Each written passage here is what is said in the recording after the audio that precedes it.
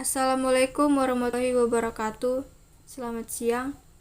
Perkenalkan, nama saya Artemis Zera dengan NPM 2040402104, lokal C, jurusan Ekonomi Pembangunan, Fakultas Ekonomi dari Universitas Borneo Tarakan. Di sini saya akan menjelaskan tentang transformasi struktural di Indonesia. Dimensi pertumbuhan ekonomi dalam jangka panjang. Yang pertama, pertumbuhan. Yang kedua, penanggulangan kemiskinan. Yang ketiga, perubahan atau transformasi ekonomi. Dan yang keempat, berkelanjutan pembangunan masyarakat agraris menjadi masyarakat industri. Perubahan struktur ekonomi ditandai dengan 3 hal. Yang pertama, merosotnya sektor primer atau pertanian. Yang kedua, meningkatnya sektor sekunder atau industri. Dan yang ketiga, pangsa sektor jasa kurang lebih konstan. Teori perubahan struktur perekonomian. Yang pertama, teori Arthur-Lewis. Yang kedua, teori migrasi. Yang ketiga, teori Hollins-Henery. Dan yang keempat, teori transformasi struktural. Kondisi sektor pertanian dan sektor industri. Yang pertama, konversi lahan pertanian relatif tinggi. Yang kedua, impor bahan pangan dari luar negeri. Yang ketiga, kondisi alam tidak begitu mendukung sektor pertanian. Yang keempat, mahalnya harga pupuk dan subsidi pertanian yang dihapuskan. Yang kelima, lahan pertanian digunakan sebagai lahan industri. Yang keenam, industri jadikan tumpuan harapan untuk mendongkrak pertumbuhan ekonomi.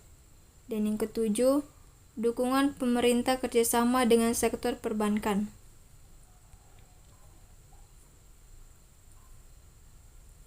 Kondisi sektor pertanian, industri, dan jasa. Sektor industri sebelum masa industrial masih sangat rendah dibanding dengan sektor pertanian dan jasa.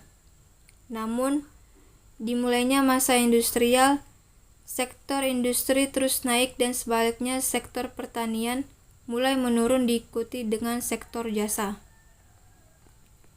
Masa setelah industrial atau kondisi terkini, sektor industri makin mendominasi dan sektor pertanian terlihat semakin menurun, sementara sektor jasa meningkat seiring dengan pertumbuhan ekonomi.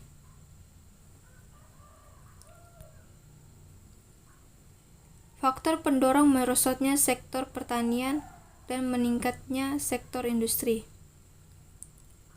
Faktor merosotnya pertanian.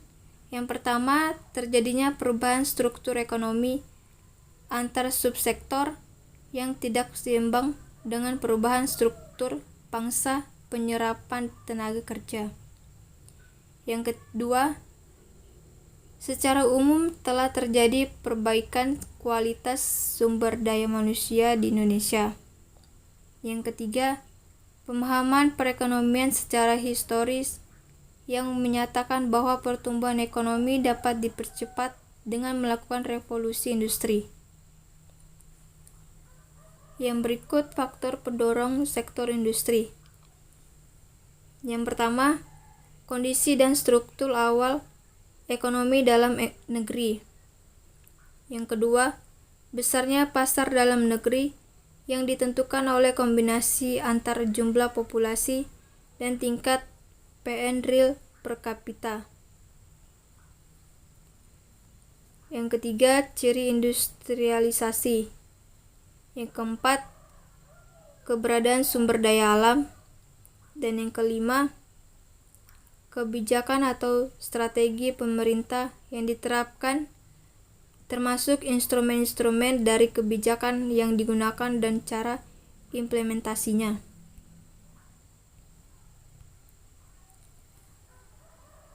Kesimpulan, berdasarkan pembahasan di atas, transformasi struktur perekonomian Indonesia dapat diketahui dari perubahan sektor primer atau pertanian menjadi sektor sekunder atau industri. Hal ini dapat kita lihat dengan kondisi sektor pertanian yang semakin menurun dan sektor industri yang semakin meningkat. Di atas sudah pula dipaparkan mengenai faktor penyebab merosotnya sektor pertanian dan meningkatnya sektor industri. Dan kita mungkin bisa melihat bahwa penurunan tersebut antara lain karena kebijakan-kebijakan pemerintah yang tidak begitu berpihak pada sektor pertanian, kondisi alam Indonesia yang tidak begitu mendukung, kemudian sektor industri yang lebih menarik dan dianggap lebih menguntungkan. Selain itu, paradigma perekonomian yang meniscayakan pertumbuhan ekonomi dengan industri dan perdagangan membuat negara Indonesia semakin negara yang sedang berkembang, lebih memusatkan perhatian pada sektor pembangunan industri, dan hal tersebut sesuai dengan teori Lewis dan Chenery. Baik, itu saja penjelasan dari saya. Mohon maaf kalau ada kesalahan kata maupun ucapan. Sekian dari saya, terima kasih. Assalamualaikum warahmatullahi wabarakatuh. Selamat siang.